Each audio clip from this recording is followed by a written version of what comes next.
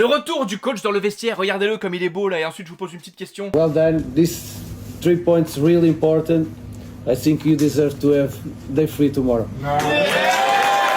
Vient alors ma question, est-ce que l'homme providentiel de la seconde mi-temps, c'est pas lui? Parce que hier, au retour des vestiaires sur cette deuxième mi-temps, il y a eu un changement de mentalité. Et pour une fois, et c'est assez rare pour le souligner, on est revenu avec les crocs. Parce que souvent, et ça depuis des années, que ce soit sous Fonseca avant expulsion, sous Sage, sous Grosso, je t'en parle même pas, et même sous Blanc, combien de fois on proposait des premières mi-temps relativement correctes pour pas dire solides, ça nous arrivait même de mener au score, et petit à petit, au fil de la deuxième période, on a un Noël qui s'éteint, on a un adversaire qui prend le dessus, et on a perdu sur les 3 dernières années des milliards de points sur les derniers quarts d'heure. Et bah là, on a un Fonseca avec le restant de sa sanction qui est obligé de regarder le match depuis les tribunes, qui est enfin autorisé à rejoindre son vestiaire pour donner des directives. On va pas se le cacher, c'est quand même plus sexy que parler derrière un Skype ou un Teams ou je sais quoi. Et peut-être que sa vision qu'il a en tribune lui a permis d'avoir un œil parfait sur ce qui se passait, et qu'être dans le vestiaire lui a permis d'avoir le charisme, l'impact et les bons mots pour réveiller les joueurs. C'est exactement ce qu'est en train de mettre en place Luis Enrique au PSG. Vue globale, impact et pertinence à la mi-temps et des résultats à la fin du match. Magnifique. Et je suis pas en train d'envoyer un pic à Maciel, hein, parce que moi je trouve que l'intérim a été parfaitement géré. On a joué quand même un paquet de matchs sans coach et comptablement parlant, on n'est pas si catastrophique que ça. Hein. Bref, tout ça pour vous dire que je suis très content de retrouver le coach. Apparemment je suis pas le seul, ça festoie pas mal autour de lui. On est très souvent focus sur la chance qu'on a eu de garder certains joueurs. Mais en réalité, lui, avec l'été apocalyptique qu'on a vécu, il aurait largement pu partir. Initialement, c'est pas le projet pour lequel il a signé quand il arrive à l'OL. Bah il est là et il fait du bon taf, il fait même de la magie avec un effectif qui sur le papier a été réduit et pourtant footballistiquement parlant, on s'en rend même pas compte. Je dirais même de mon point de vue que c'est beaucoup plus appréciable à regarder. On a peut-être perdu en qualité individuelle, enfin c'est même sûr, mais collectivement le chemin qu'on a fait est juste monstrueux. Bref, merci coach.